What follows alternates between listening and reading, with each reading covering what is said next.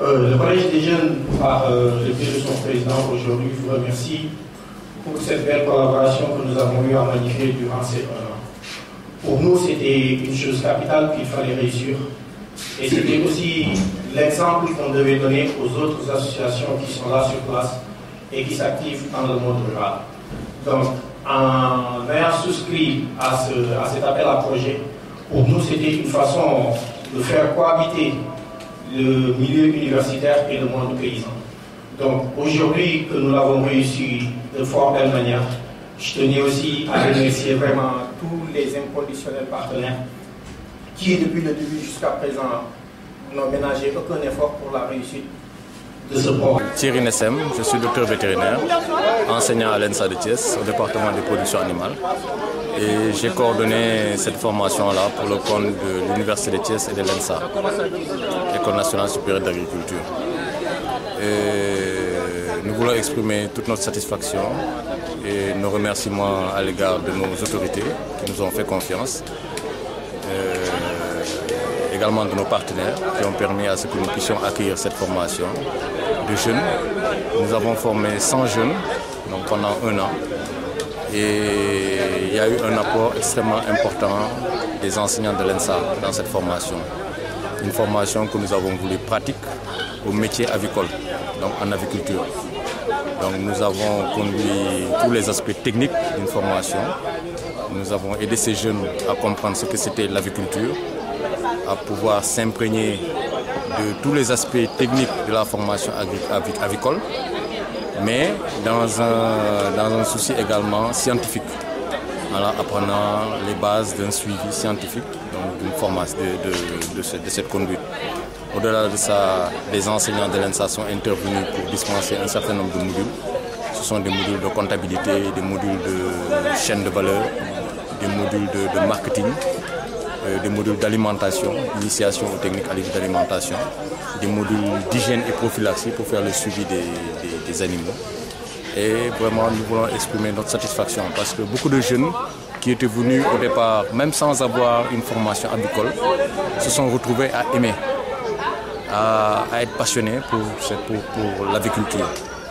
Et donc, c'est ça qui nous satisfait. Et cela entre en droite ligne de des missions de l'ENSA. Nous avons une formation qu'on donne pour former des ingénieurs agronomes, mais je pense que nous faisons du service à la communauté. Et ce service à la communauté est destiné à des jeunes qui viennent de tous bords et qui désirent des formations pratiques sur des thématiques de l'agriculture. Et je crois que cela fait partie de nos missions. Donc en faisant cela, nous le faisons pour notre pays, nous le faisons pour des jeunes. Et donc cela fait partie de notre travail. Et donc nous en tirons toute la satisfaction, je pense, dévolue à cela. Donc je voulais juste terminer pour remercier vraiment tout le monde, les jeunes, les bénéficiaires, nos autorités, nos partenaires, donc, et toutes les personnes qui ont mis, des partenaires même de la Sedima, qui au fur et à mesure s'est intéressé à ce projet, a mis ses billes, a mis son argent pour aider ces jeunes-là. Donc vraiment, nous voulons remercier tout le monde. Moi, je trouve que c'est une formation à répéter. Pas seulement dans le domaine de l'aviculture, parce qu'en fait, la formation, c'est l'aviculture, mais également la gestion de l'entreprise. Et j'ai vu, en tout cas, depuis le début du projet, j'étais là, et je remarque qu'il y a une prise de conscience chez les jeunes. C'est une formation théorique, une formation pratique dans la production et dans la commercialisation, mais aussi une formation de vie en commun. Parce qu'ils sont ensemble pendant 60 jours et au début, je vois un peu leur profil, qui se profile, qui s'affine, qui se positivise jusqu'à la fin. Je pense que l'apprentissage est continu et dans différents secteurs. C'est transversal. La formation qui a été dispensée aux jeunes leur a permis d'acquérir un métier. Et je crois que c'est d'être opérationnel sur le terrain du travail. Je crois que ça, c'est ça qui est important. Et aussi, par ce travail-là, essayer de les transformer en entrepreneurs, en exploitants agricoles ou avicoles. L'autre point que je voulais souligner, c'est surtout qu'on ne se contente pas seulement de l'aviculture, qu'on permette à des jeunes qui sont intéressés par l'agriculture pure et dure, qui sont intéressés par l'agroforesterie, l'arboriculture, qui sont intéressés par la pêche, qui sont intéressés par l'élevage bovin, caprin, etc.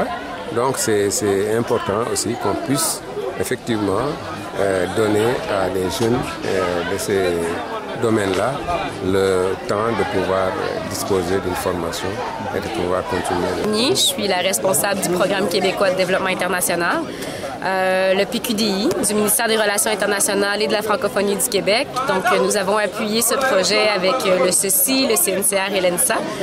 Je suis très heureuse aujourd'hui de pouvoir venir participer à cette cérémonie-là. Hier, j'ai pu également visiter des projets qui ont été réalisés suite à la formation de certaines cohortes. Donc, j'ai visité une entreprise d'un étudiant de la 3e cohorte et des étudiants de la première cohorte qui se sont rassemblés ensemble. Ce que j'ai pu constater, c'est vraiment que la formation a permis à ces étudiants d'être outillés pour pouvoir débuter, démarrer leur entreprise, que ce soit dans n'importe quelle filière avicole. Donc, on a vraiment vu des producteurs, mais aussi des gens qui se sont spécialisés dans la commercialisation, dans l'appui conseil, dans les intrants. C'est vraiment magnifique de voir comment, en un an, on a pu vraiment développer autant de jeunes qui ont pu développer leurs entreprises. Donc, mes impressions du projet, c'est que je suis très, très satisfaite de voir tout ce qui s'est fait. Ce qui m'a marqué le plus, c'est vraiment le travail qui a été fait avec les étudiants, comment ils se sont regroupés aussi, comment ils s'entraident, comment ils ont le désir aussi de faire continuer ce projet-là, de poursuivre dans ce filon-là et de créer des réseaux entre eux. Donc, j'espère vraiment que pour les prochaines étapes, on réussira à faire des ententes aussi avec d'autres agences pour qu'on puisse continuer à appuyer ces jeunes dans leurs entreprises. Bon, je pense que c'est une initiative noble que nous saluons. Dans la mesure où, aujourd'hui, on sait que les jeunes sont confrontés à la problématique donc, de l'emploi. Si des initiatives du genre sont mises en œuvre pour permettre à ces jeunes d'avoir une qualification qui leur permet, donc qui leur ouvre les portes donc, du travail, nous ne pouvons que nous en féliciter. D'autant plus que nous avons la chance ou la malchance d'avoir en charge et la jeunesse et l'emploi donc des jeunes. Voilà, donc c'est pourquoi moi je pense que c'est un modèle du genre qu'il faut saluer.